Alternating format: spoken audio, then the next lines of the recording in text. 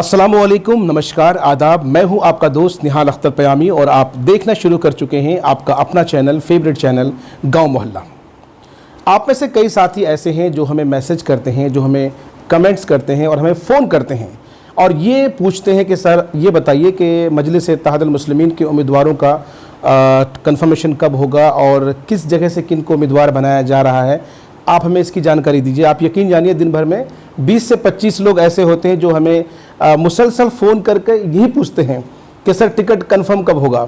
आप यकीन जानिए जितना एक्साइटेड आप हैं, आपसे ज़्यादा उत्सुक तो हम हैं।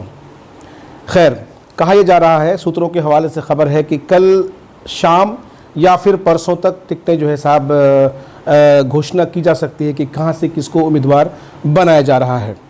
दरअसल इस वीडियो में हम आपको बताएंगे कि मेरे आकलन से, मेरे हिसाब से सीमांचल की वो कौन सी सीटें हैं जहां से मजलिस इत्तेहादुल मुस्लिमीन को जीत हासिल हो सकती है।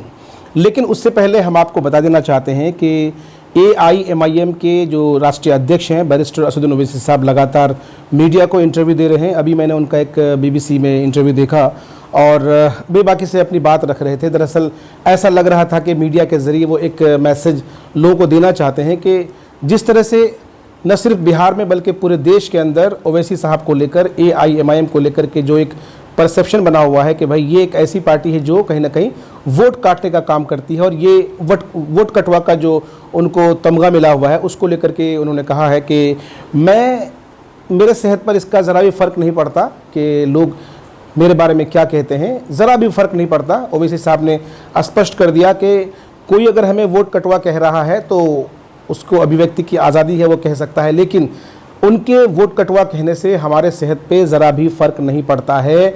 हम तो ये भी कहना चाहेंगे उनसे कि अगर आपको दूसरा कोई नाम अगर सूझ जाए तो आप वो नाम भी हमें दे सकते हैं, लेकिन हम अपनी जगह से हिलने वाले नहीं हैं। हम बिल्कुल अडिग हैं और डटकर चुनाव लड़ेंगे। उन्होंने स्पष्ट कर दिया कि बिहार की जिन सीटों पर घोषणा की गई है और उनकी जो गठबंधन हुई है जिन पार्टियों के साथ में, तो ज़बरदस्त तरीके से वो इस बार इलेक्शन में किस्मत आजमाने जा रहे हैं। उन्होंने ये भी कहा कि AIMIM की तरक्की से आज न सिर्फ बिहार में बल्कि पूरे देश के अंदर जो मुखालिफिन हैं, जो अपने आप को सेकुलर पार्टीज़ कहती हैं, जो अपने आप को सेकुलरिज्म का चोला पहन रखा है, वो दरअसल उनका जो वोट बैंक है वो खिसकता नज़र आ रहा है, जिसकी वजह से कहीं ना कहीं वो AIMIM पर कटाक्ष करते हैं और AIMIM को नीचा दिखाने की कोशिश करते हैं और कहीं ना कहीं मुसलमानों को, दलितों को वर्गलाने का काम करते हैं, ऐसा ओवैसी साहब का कहना है। और साथ ही साथ ओवैसी साहब ने अपने इंटरव्यू में ये भी कहा कि किशनगंज में उन्होंने एग्जाम्पल दिया कि भाई कांग्रेस कहती है कि ओवैसी साहब या AIMIM BJP को फ़ायदा पहुँचाने का काम करती है, लेकिन हमने किशनगंज में करके दिखाया कि हमने BJP को नुकसान पहुंचाया, BJP को हमने हराया और यही वजह रही कि अख्तरुल ईमान साहब कसीर तादाद में वोट लेकर के आए और जिसकी वजह से BJP को शिकस्त मिली और वहां पर कांग्रेस को जीत मिली। ये उनका अपना लॉजिक है, लेकिन ज़मीनी हकीकत कुछ और है, क्योंकि अगर आप किशनगंज की ज़मीन पर आकर के चीज़ों को देखेंगे तो आपको चीज़ें बिल्कुल अलग दिखेंगी। खैर, उस पर हम बात नहीं करना चाहते हैं। अब हम आपको बता देना चाहते हैं, मेरे हिसाब से, गाँव मोहल्ला के हिसाब से 5 सीटें, सीमांचल की 5 सीटें ऐसी हैं जो हॉट सीट्स हैं और कहीं ना कहीं ऐसा लग रहा है कि अगर शिद्दत के साथ, ईमानदारी के साथ और डेडिकेट होकर के और टीम वर्क के साथ अगर चुनाव लड़ा जाए तो शायद ये 5 वो सीटें हैं जहां से ज़बरदस्त जीत AIMIM को हो सकती है। सबसे पहले हम बात करते हैं किशनगंज की। जैसा कि आप सबको मालूम है, किशनगंज के मौजूदा विधायक हैं कमरुल हुदा साहब, बाई इलेक्शन में जीते थे, AIMIM से आते हैं। उस वक़्त जो है साहब सीट शेयरिंग को लेकर, यानी सीट बंटवारे को लेकर के इन्हीं के साथी तसीरुद्दीन साहब पुराने AIMIM के साथी रहे, तो इन दोनों में इख्तलाफात भी हुए थे। बाद में फिर मुश्तरका जो उनकी मीटिंग हुई थी, मीटिंग में ये तय पाया गया कि मैंने इस बार एक दफ़ा आपको तसीर साहब मौका दिया गया था, इस बार कमरुल हुदा साहब को मौका दिया जाए। और किसी को गुमान नहीं था कि कमरुल हुदा साहब इलेक्शन निकाल लेंगे, लेकिन जो रिज़ल्ट आया बिल्कुल चौंकाने वाला आया और कमरुल हुदा साहब को यहाँ जीत हुई और उन्होंने AIMIM का किशनगंज में, बिहार में परचम लहराया। खैर, अब सूरत हाल ये है कि तसीरुद्दीन साहब जो पहले आज भी AIMIM में ही हैं शायद, और लगातार प्रयासरत हैं कि साहब उन्हें कांग्रेस की तरफ उनका कहीं ना कहीं रुझान है। सूत्रों के हवाले से खबर है कि वो इस कोशिश में है कि भाई कांग्रेस उनको अपना उम्मीदवार बनाए, हालांकि नहीं लग रहा है कि कांग्रेस उन्हें उम्मीदवार बनाएगी। खैर, अगर ऐसा नहीं होता है तो जाहिर है तहसील साहब इलेक्शन लड़ेंगे, और इलेक्शन लड़ेंगे तो निश्चित रूप से वो कहीं ना कहीं कमरुल हुदा साहब को वोट काटने का काम करेंगे। लेकिन ज़मीनी हकीकत ये भी है कि कमरुल हुदा साहब की जो अपनी छवि है, उनका जो अपना किरदार है, उससे वहाँ के लोग काफ़ी मुतमईन हैं, काफ़ी संजीदे हैं और शांत स्वभाव के हैं, कम बोलते हैं और ज़्यादा काम करने में एतमाद रखते हैं। और इत्तेफाक देखिए, जब से विधायक बने तब से लगातार पहले NRC NPR का मामला आया, उसके बाद फिर कोरोना को लेकर लॉकडाउन हो गया, जिसकी वजह से बहुत ज़्यादा काम तो वो नहीं कर सके, लेकिन डेडिकेट हैं, काम कर रहे हैं। तो हमने जो लोगों से बातचीत की उनके विधानसभा क्षेत्र में, बेशतर लोगों ने कहा कि भाई नहीं, अच्छे इंसान हैं और एक मौका इन्हें दिया जाना चाहिए और 5 साल दे करके देखना चाहिए कि साहब ये क्या करते हैं। यानी होप है, लोगों को उम्मीदें हैं। खैर, तो किशनगंज यहाँ पर अगर डेडिकेट होकर टीम वर्क के साथ चुनाव लड़ा जाए तो निश्चित रूप से ये सीट भी AIMIM दोबारा से जीत सकती है। अब हम बात करते हैं बहादुरगंज विधानसभा क्षेत्र की। जैसा कि आप सबको मालूम है, यहाँ पर एक ज़माने से लगभग 15-16 साल से कांग्रेस के विधायक हैं जनाब तौसीफ़ आलम साहब, कद्दावर नेता हैं और कहा यह जाता है कि ये वो नेता हैं, वो विधायक हैं जिनको शायद जीतने के लिए, उनको हराने के लिए और ख़ुद को जीतने के लिए बाहर से किसी को जो साहब आने की ज़रूरत होगी, यानी ऐसा कहा जाता है, क्योंकि वो एक ऐसे शख्स हैं लगातार जीत रहे हैं।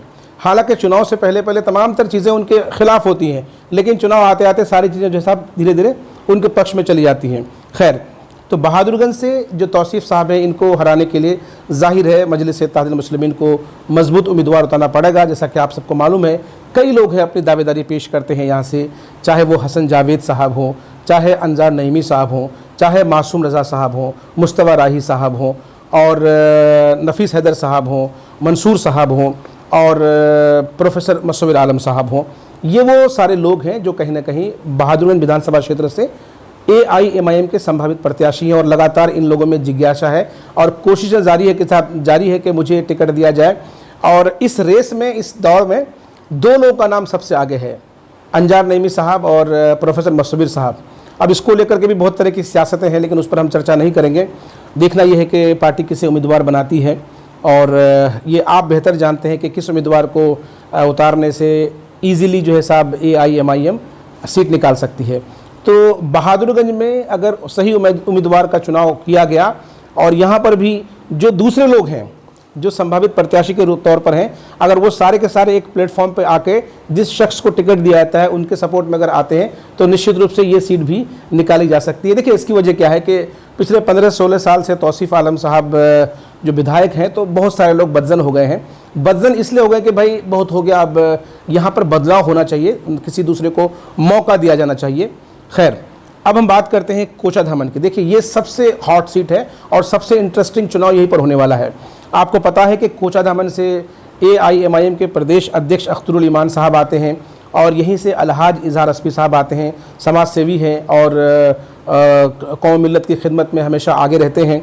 और यहाँ पर उनका मुकाबला 4G विधायक के नाम से विख्यात JDU के विधायक मास्टर मुजाहिद आलम साहब हैं। ये वो विधायक है जो 2015 से लेकर अब तक मुसलसल मेहनत कर रहे हैं, मशक्क़त कर रहे हैं।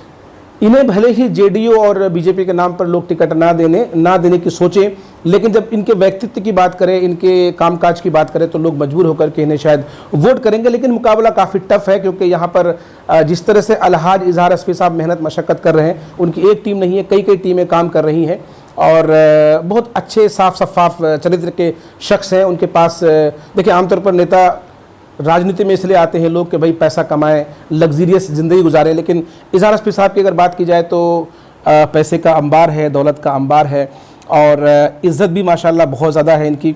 बस एक शौक़ है, एक जज्बा है कि साहब एक बार विधायक का तमगा मिले और फिर एक जज्बे के साथ काम को किया जाए, ऐसा है। लेकिन मास्टर मुजाहिद आलम साहब जो यहाँ के विधायक हैं, उनको हल्के में नहीं लिया सकता, क्योंकि वो चेला है मरहूम तस्लीमुद्दीन साहब के और तस्लीम साहब को पता था कि इलेक्शन किस तरह से जीता जाता है। तो खैर, बहरहाल यहाँ पर मुकाबला सबसे, यानी जिन 5 जगहों की हम चर्चा कर रहे हैं, इन 5 जगहों पे सबसे टफ मुकाबला और सबसे दिलचस्प मुकाबला इसी हॉट सीट पर होना है और वो हॉट सीट है कोचाधामन। अब हम बात करते हैं अमोर विधानसभा क्षेत्र की। हमने पिछले वीडियो में कहा था कि अमोर विधानसभा क्षेत्र, यहाँ दरअसल यहाँ की कहानी तो और दिलचस्प है। यहाँ से आते हैं अब्दुल जलील मस्तान साहब, काफ़ी ज़ईफ़ हो गए हैं और कांग्रेस के सबसे पुराने नेता हैं, कई बार मंत्री रह चुके हैं, आबकारी मंत्री थे अभी हाल ही में। और इनके बारे में कहा जाता है कि 30 साल इन्होंने गुजार दिए साहब, यानी 30 साल का टर्म इनका जो है विधायक का रहा है। यहाँ पर भी लोग उब चुके हैं, यहाँ पर भी लोग बदलाव चाहते हैं और यही वजह रही कि अब अख्तरुल ईमान साहब मजलिस-ए-इत्तेहादुल मुस्लिमीन के उम्मीदवार के तौर पर वहाँ गए, लेकिन चीज़ें वहाँ पर भी बहुत अच्छी नहीं हैं। उसकी वजह यह है कि पहले भाजपा की सीट हुआ करती थी और यहाँ सबा जफ़र साहब भाजपा के उम्मीदवार हुआ करते थे, लेकिन बड़ी चालाकी से एनडीए ने यहाँ पर भाजपा की जगह सीट जेडीयू को दिया है। देखिए, आप लाख समझाएं, आप और हम लाख कहें कि जेडीयू बराबर बीजेपी है, बीजेपी बराबर जेडीयू है, जेडीयू ही एनडीए है, आरएसएस है, कहने के लिए अच्छा है, लेकिन आम आदमी समझता है कि नहीं, जेडीयू नीतीश कुमार, बीजेपी मोदी। ये चीज़ समझाने में लोगों को बिल्कुल बहुत टाइम लगेगा कि भाई नहीं, दोनों एक ही हैं। हालांकि विपक्ष के तौर पर विपक्ष जो है लगातार ये समझाने की कोशिश कर रही है कि भैया अगर आप नीतीश कुमार को वोट दोगे तो वोट जो है सीधे मोदी को जाएगा। खैर, हमारे यहाँ पर सीमांचल में बस ये बीजेपी के डर की राजनीति ज़माने से होती रही है और ये राजनीति कांग्रेस करती रही है। अब दिख रहा है कि और पार्टियां भी इसको शायद करते नज़र आएंगे। खैर, तो मुकाबला काफ़ी टफ है यहाँ पर। और अभी हाल ही में 2 दिन पहले एक कद्दावर नेता हैं बाबर आजम साहब, जो हाल ही में मजलिस-ए-इत्तेहादुल मुस्लिमीन का दामन थामे थे और काफ़ी जज्बे के साथ, मेहनत के साथ पार्टी को मजबूत कर रहे थे। फिर अचानक क्या हो जाता है कि उन्होंने पार्टी छोड़ करके बगावत कर गए और अब वो कांग्रेस का दामन थाम लिए हैं। ज़मीनी हकीकत यह है कि कांग्रेस के जो पुराने लोग हैं उनका ये कहना है कि भाई हम बाहर के लोगों को क्यों कबूल करेंगे, एक्सेप्ट करेंगे, लेकिन एक बहुत बड़ी आबादी ऐसी है जो कहीं ना कहीं अख्तरुल ईमान साहब के समर्थन में है। तो यहाँ पर भी मुकाबला त्रिकोणीय है, मुकाबला काफ़ी दिलचस्प है। यहाँ इस मुकाबले में एक तरफ अब्दुल जलील मस्तान साहब हैं, कांग्रेसी हैं, 30 साल का तजर्बा कम नहीं होता है, उन्हें पता है कि इलेक्शन कैसे जीता जाता है और कैसे हराया जाता है। उसी तरह से अब भाजपा के नेता अब जदयू के नेता हो गए हैं, नीतीश कुमार के नेता हो गए हैं। तो अच्छा, वो जो है साहब कुल्हिया बिरादरी से आते हैं और उनका अपना रसूख होता है, अपना रसूख है। कहा जाता है कि सबा जफ़र के अपने जो पॉकेट वोट्स हैं वो लगभग 40,000 के आसपास हैं और कहीं ना कहीं आप समझ सकते हैं कि साहब जो नॉन मुस्लिम वोट है वो कहीं ना कहीं एनडीए को ही जाता है। खैर, तो यहाँ पर भी मुकाबला काफ़ी दिलचस्प होने वाला है। और जैसे हमने आपको कहा कि मजलिस-ए-इत्तेहादुल मुस्लिमीन के अख्तरुल ईमान साहब, यकीनन उनका एक अपना रसूख है, अपना एक वजूद है, उनकी जो तकरीरें होती है उससे सुनकर के लोग बहुत ज़्यादा मुतासिर भी होते हैं और यही उनकी प्लस पॉइंट है। लगातार कोशिश कर रहे हैं, मेहनत कर रहे हैं। तो यहाँ पर भी मुकाबला काफ़ी ज़बरदस्त और त्रिकोणीय होने वाला है। अब हम बात करते हैं 22वीं विधानसभा क्षेत्र की। 22वीं विधानसभा क्षेत्र के पिछले उम्मीदवार जो रहे हैं गुलाम सरवर साहब, हालांकि उस वक़्त पार्टी का कोई वजूद नहीं था सीमांचल में, नई पार्टी आई थी, तब अच्छे खासे वोट लेकर के आए थे गुलाम सरवर साहब। हालांकि वहाँ के जो ज़िला अध्यक्ष हैं शाहनवाज़ आलम ज़िला अध्यक्ष हैं और शाहनवाज़ साहब भी दावेदारी पेश कर रहे हैं। शाहनवाज़ साहब का कहना है कि गुलाम साहब, हमने आपको एक बार मौका दिया, इस बार हमें मौका दीजिए, क्योंकि हमने इस 5 साल में पार्टी को बहुत ज़मीनी लेवल पर मजबूत किया है। यही बात गुलाम सरवर साहब कहते हैं कि साहब, जिस दिन से मैं इलेक्शन हारा हूँ तब से लेकर आज तक मुसलसल अवाम के बीच हूँ, मुसलसल अवाम से राब्ते में हूँ और मुझे लगता है कि अगर मुझे टिकट देगा तो 100% मैं इलेक्शन जीत लूँगा। और उन्होंने पिछले इंटरव्यू में हमसे कहा भी था। वहीं पर रुकनुद्दीन साहब हैं, रुकनुद्दीन साहब अभी मजलिस-ए-इत्तेहादुल मुस्लिमीन में आए हैं और पार्टी के आला कमान प्रदेश अध्यक्ष अख्तरुल ईमान साहब से उनके अच्छे ताल्लुकात भी हैं, क्योंकि ये भी विधायक रहे हैं और हमारे अख्तर साहब भी विधायक रहे हैं, तो वहाँ भी जो है साहब विधानसभा में इनकी मुलाकातें हुआ करती होंगी। खैर, अब सियासी गलियारों में चर्चा यह है कि शायद 22वीं विधानसभा में पार्टी रुकनुद्दीन को टिकट दे। ये मैं श्योरिटी नहीं कर रहा हूँ कि उन्हीं को टिकट मिलेगा, लेकिन सियासी गलियारों में इस तरह की चर्चाएं हैं। टिकट जिसको भी मिले, अगर सही उम्मीदवार को यहाँ टिकट मिलता है, बाकी लोग बगावत नहीं करते हैं, तो निश्चित रूप से इस सीट पर भी 22 इस सीट से भी मजलिस-ए-इत्तेहादुल मुस्लिमीन को जीत मिलेगी। हाजी सुभान साहब को हार का मुंह देखना पड़ सकता है, क्योंकि हाजी सुभान साहब से मैंने जब ज़मीनी सर्वे किया, लोगों से मुलाकात की, तो लोगों ने बहुत अच्छा उनका रिस्पॉन्स नहीं दिया। लोगों ने कहा कि साहब, हमारे यहाँ पे बहुत सारे बुनियादी मसाइल ऐसे हैं जिसका हल अभी तक नहीं हो सका है। हम नेता चुनते हैं अपने मसाइल के हल के लिए, लेकिन हल नहीं हो पाता है। नेता इलेक्शन के वक्त में आते हैं और तरह तरह के जो है साहब इमोशनल अत्याचार कर हमसे वोट ले लेते हैं। तो ये सूरत हाल है। खैर, वीडियो को ख़त्म करने से पहले दोस्तों मैं यही कहना चाहूँगा कि जिन 5 विधानसभा क्षेत्र की हमने बात की, किशनगंज, बहादुरगंज, कोचाधामन, अमोर और बायसी, 2-3 चीज़ें हर जगह सिमिलर है। क्या? पहली चीज़ ये कि यहाँ इन 5 जगहों पर टीम वर्क करने की ज़रूरत है। किशनगंज और कोचाधामन के अलावा बहादुरगंज, अमोर और बायसी, ये वो 3 विधानसभा क्षेत्र है जहाँ 2 नहीं 3, 4, 5 लोग ऐसे हैं जो कहीं ना कहीं अपने आप को संभावित प्रत्याशी के तौर पर देख रहे हैं और पूरी मेहनत झोंक दी है। अब जाहिर है टिकट तो किसी एक को मिलना है, जिस शख्स को भी टिकट मिलेगा उनकी ये जिम्मेदारी बनती है, आला कमान की जिम्मेदारी बनती है, मजलिस इत्तेहादुल मुस्लिमीन के जिम्मेदारों की ये जिम्मेदारी बनती है कि जो दूसरे लोग हैं उनको मुखालिफत करने का मौका ना दें, उनको विरोध में जाने का मौका ना दें, बल्कि एक प्लेटफॉर्म पर लेकर के आए, जिस तरह से इन्होंने किशनगंज के बाई इलेक्शन में किया था। आपको याद होगा जब कमरुल हुदा साहब का टिकट कन्फर्म हुआ तो तसीरुद्दीन साहब की टीम ने बड़ी मुखालिफत की थी, अख्तरुल ईमान साहब के ख़िलाफ़ कई जो है साहब गलत शब्दों का इस्तेमाल किया था, उनके जो है साहब फ़ोटो वगैरह जलाए गए थे, बैनर पोस्टर जलाए गए थे। लेकिन उसी रात इन्होंने देर नहीं किया, उसी रात जो है साहब समझा बुझाकर जिस तरह से भी हो साम दाम दंड भेद उनको अपने इसमें लेकर के आए। और फाइनली फिर जब इलेक्शन हुआ तो इलेक्शन में तसीरुद्दीन साहब ने कमरुल हुदा साहब की मदद की। तो उसी तरीके से ये जितने विधानसभा क्षेत्र हैं, मिसाल के तौर पर बहादुरगंज में अगर अंजार नईमी के बजाय मसविर साहब को टिकट मिलता है, या मसविर साहब के बजाय हसन जावेद को टिकट मिलता है, या हसन जावेद के बजाय नफीस साहब को टिकट मिलता है, किसी और को टिकट मिलता है, टिकट मिलती है, खैर जिनको भी टिकट मिलती है, अब बाकी लोगों की अब उनकी जिम्मेदारी है, पार्टी के लोगों की जिम्मेदारी है कि बाकी लोगों को एक जगह जमा करके रखें। हालांकि ये आसान काम नहीं है, बहुत मुश्किल काम है, लेकिन करना पड़ेगा। वही सूरत हाल बायसी में भी है, वहाँ भी करने की ज़रूरत है। अमोर में जो लोग थे संभावित प्रत्याशी, जब से अख्तरुल ईमान साहब का नाम क्लियर हुआ, डिक्लेयर हुआ, तब से बाकी लोग साइलेंट हैं, ज़्यादातर लोग उनके समर्थन में हैं। तो कहने का मतलब ये है दोस्तों कि AIMIM अगर बिहार में, सीमांचल में अपना वजूद बनाना चाहती है तो यहाँ पर आपको मेहनत के साथ, मशक्क़त के साथ टीम वर्क करना पड़ेगा, डेडिकेट होकर काम करना पड़ेगा। और चुनाव से पहले ओवर कॉन्फिडेंस आपको नहीं लाना पड़ेगा, क्योंकि 2019 के लोकसभा चुनाव में आपको ओवर कॉन्फिडेंस हो गया था और जिसका खामियाजा आपको भुगतना पड़ा। आखिरी वक्त तक आपको डेडिकेट होकर काम करना पड़ेगा और मुसलसल मेहनत करनी पड़ेगी। चलिए, वीडियो ख़त्म करने से पहले एक बात और कहना चाहूँगा दोस्तों। देखिए, गाँव मोहल्ला AIMIM का ऑफिशियल यूट्यूब चैनल नहीं है, समझिए मेरी बात को। गाँव मोहल्ला AIMIM का ऑफिशियल यूट्यूब चैनल नहीं है।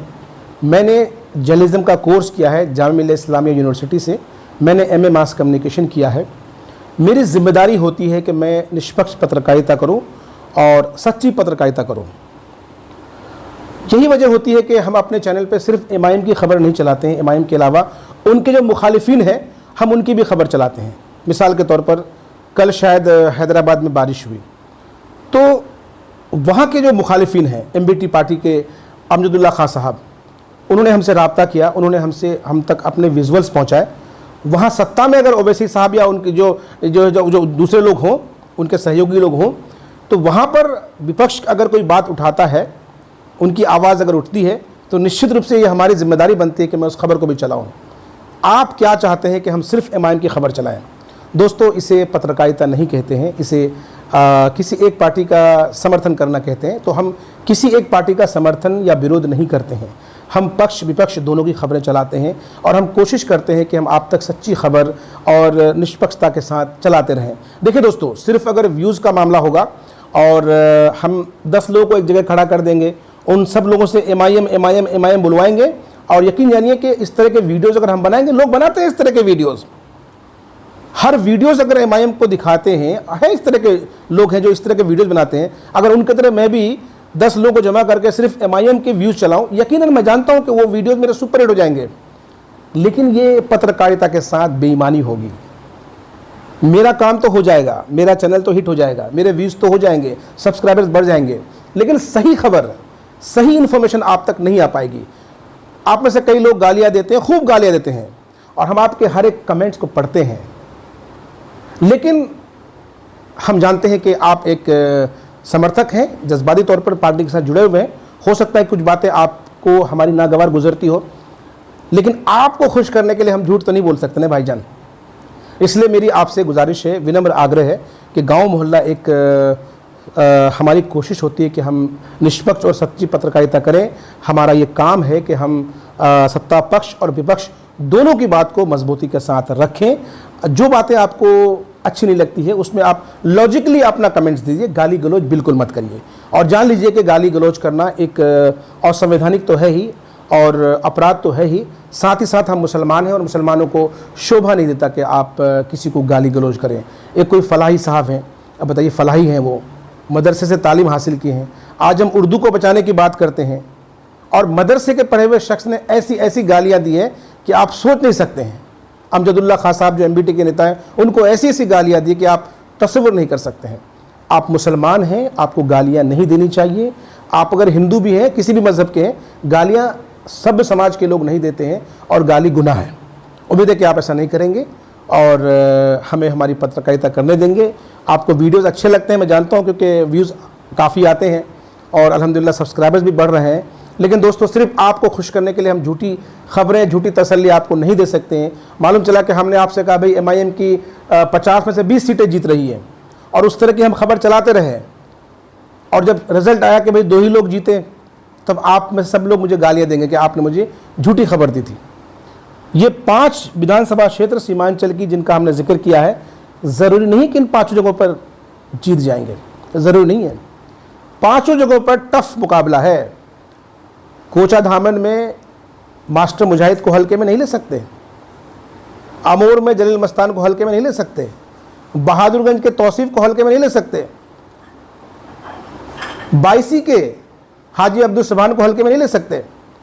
किशनगंज में क्योंकि तसरुद्दीन अब अलग हो गए हैं, कोशिश कर रहे हैं कौन सा टिकट मिले। अगर उन्हें टिकट नहीं मिलेगा तब भी वो इलेक्शन लड़ेंगे, बीजेपी अपना मजबूत कैंडिडेट उतारेगा वहाँ पर, ऐसे में मुकाबला वहाँ भी टफ हो जाएगा। चलिए, वीडियो बहुत लंबी वीडियो हो गई है। कोई बात अगर हमारी बुरी लगे तो उसके लिए आई एम एक्सट्रीमली सॉरी, माफ़ी चाहते हैं। बस आपसे उम्मीद करते हैं कि आप इसी तरह से प्यार बनाए रखिएगा। हमारी छोटी सी टीम है, दिन भर क्षेत्र में मेहनत करते हैं, मशक्क़त करते हैं, आपके लिए अलग अलग जगहों से खबरें लेकर के आते हैं और आपसे यही उम्मीद करते हैं कि हमारे वीडियोज़ को देखिए, लाइक्स करिए, कमेंट्स करिए, अच्छे अच्छे कमेंट्स करिए। हमारी मेहनत, हमारी मशक्क़त को जो है आप अप्रिशिएट कीजिए, हमारे लिए दुआ कीजिए। चलिए, अल्लाह हाफ़िज़, शब खैर।